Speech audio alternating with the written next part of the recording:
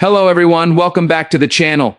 Today's story unfolds with intense skies over the Caribbean, where tensions between the United States and Venezuela took a sudden and alarming turn. A U.S. Navy warship on a routine patrol found itself locked onto by Venezuelan F-16 fighter jets in a move that stunned military analysts and sent waves of concern through defense circles in Washington. What began as a simple maritime surveillance operation soon escalated into one of the most dangerous encounters between the U.S. and Venezuela in recent memory, reigniting questions about how far both sides are willing to go in a region already simmering with geopolitical friction. The confrontation began when the USS Lassen, an Arleigh Burke-class guided missile destroyer, was conducting what the Pentagon described as a freedom of navigation patrol in international waters near the Venezuelan exclusive economic zone. These operations are meant to assert the right of all nations to move freely in open seas. But for Venezuela's military, the presence of a heavily armed warship so close to their coastline was seen as an act of intimidation. Caracas had long accused Washington of spying and plotting against its government, and on this day, the Venezuelan Air Force decided to send a message. Two of its aging but still potent F-16, a Fighting Falcon, scrambled from El Libertador Air Base and climbed toward the U.S. vessel's position, armed with live air-to-air missiles and backed by radar from ground-based air defense systems.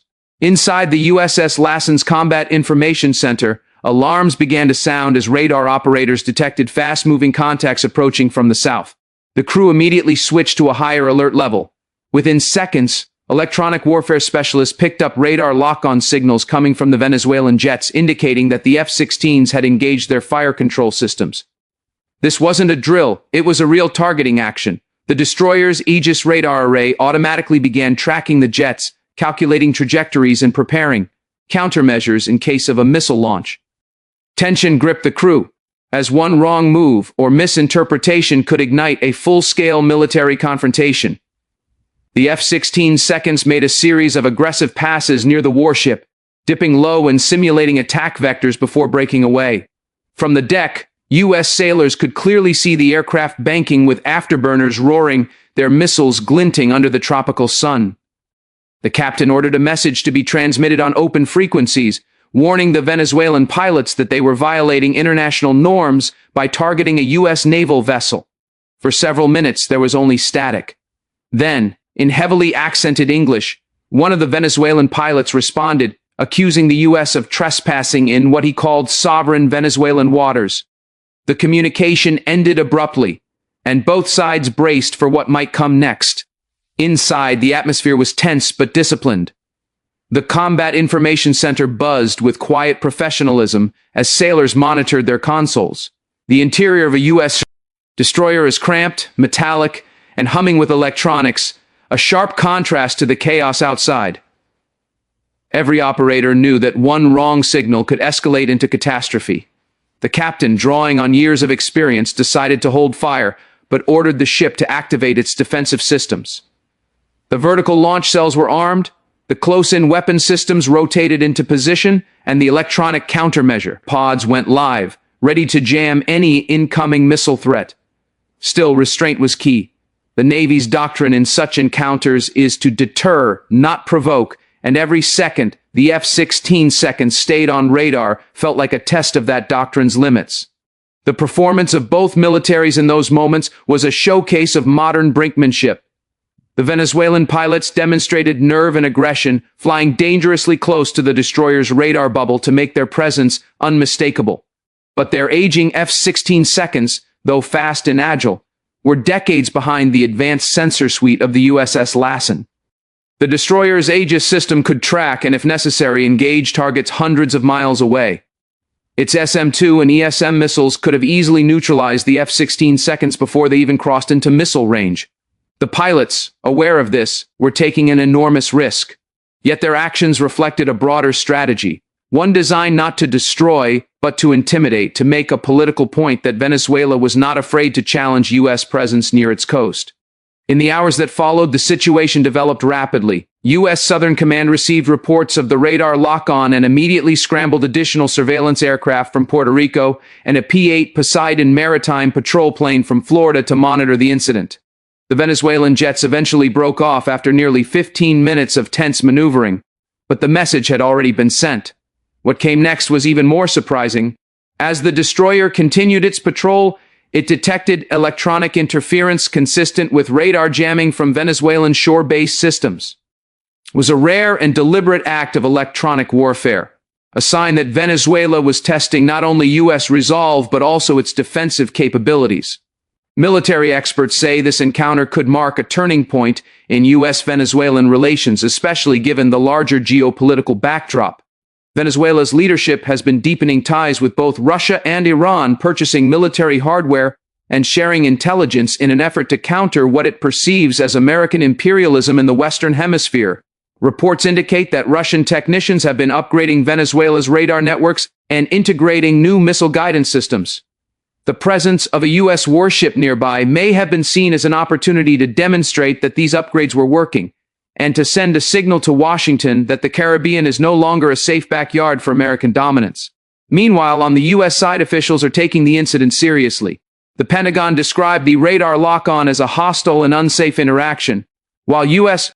Navy Command emphasized that the destroyer remained in international waters throughout the event. The United States has been quietly increasing its naval presence in the Caribbean since the rise of narco-trafficking routes connected to Venezuela, and Washington views these patrols as both a counter-drug measure and a strategic deterrent against foreign influence in the region.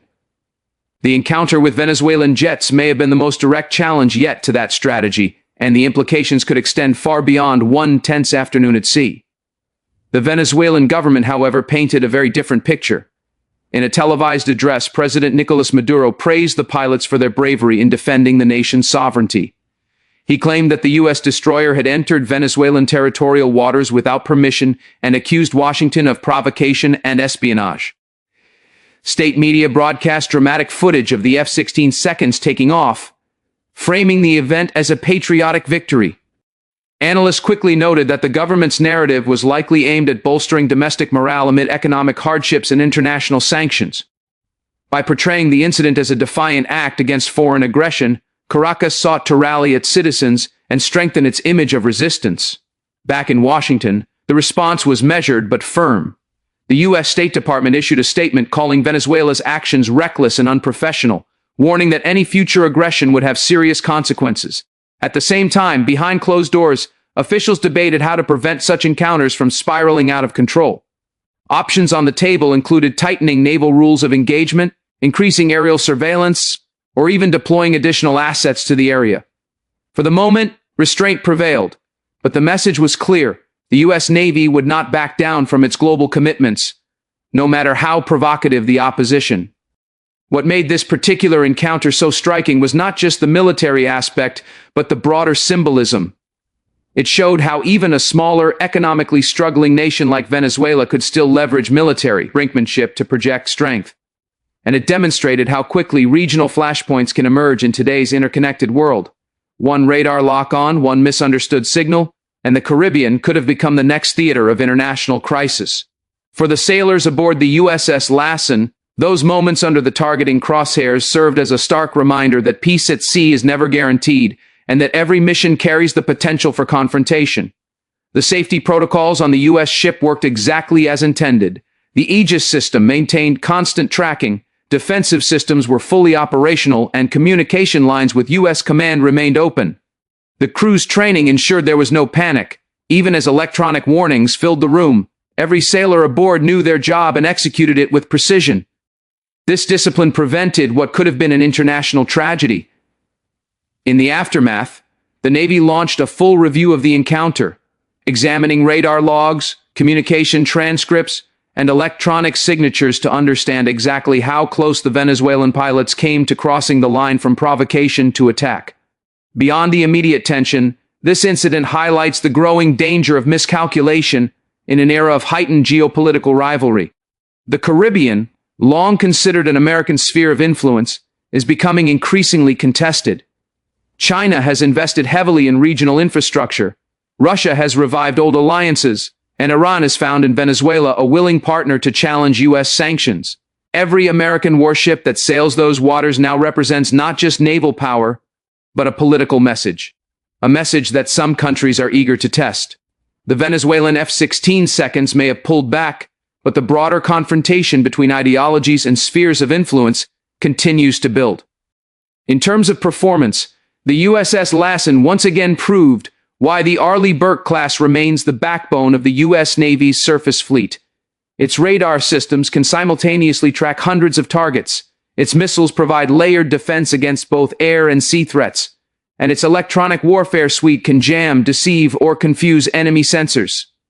Even in the face of electronic interference from Venezuelan systems, the destroyer maintained situational awareness and secure communication, a testament to American naval engineering and the professionalism of its crew. Safety features also played a critical role. The warship's redundant power systems ensured that no radar or weapon function failed during the standoff. The close-in weapon systems, or CIWs, are designed to engage any missile that slips past the outer defenses, providing a final shield for the vessel. These systems were armed and ready, their radar tracking every movement in the sky. Thankfully, they were never fired. It's a reminder that modern naval warfare relies not only on firepower but on control, the ability to respond with precision rather than panic. What truly sets this incident apart, though, are the unique selling points of how the U.S. Navy manages such crises. Unlike many militaries, the Navy trains its personnel not just for combat but for crisis management, ensuring that even under extreme provocation, restraint is maintained. The balance between readiness and discipline is what prevents minor skirmishes from erupting into wars. The Navy's global presence isn't just about projecting strength. It's about upholding the rules of the sea, deterring unlawful aggression, and maintaining peace through vigilance. The professionalism displayed during the Venezuelan encounter underscores why the U.S. remains the preeminent maritime power in the world. As for the cost of such readiness, an Arleigh Burke-class destroyer like the USS Lassen carries a price tag of around $2 billion, with annual operating costs exceeding $40 million. Maintaining such a vessel on constant patrols requires vast logistical support, from refueling ships to satellite coordination. Yet the price of deterrence is always cheaper than the cost of conflict.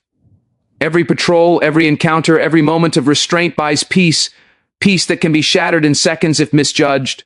In the aftermath of the incident, diplomatic channels opened quietly between Washington and Caracas. Though both sides avoided public escalation, intelligence sources reported that the U.S. increased reconnaissance flights in the region, while Venezuela placed its air defenses on alert. Tensions simmered, but open confrontation was avoided. The event has now entered the growing list of close calls between U.S. forces and adversarial nations, moments that could have rewritten history but instead became lessons in restraint. In conclusion, the standoff between the U.S. Navy warship and Venezuelan F-16 serves as a powerful reminder of the fine line between deterrence and disaster.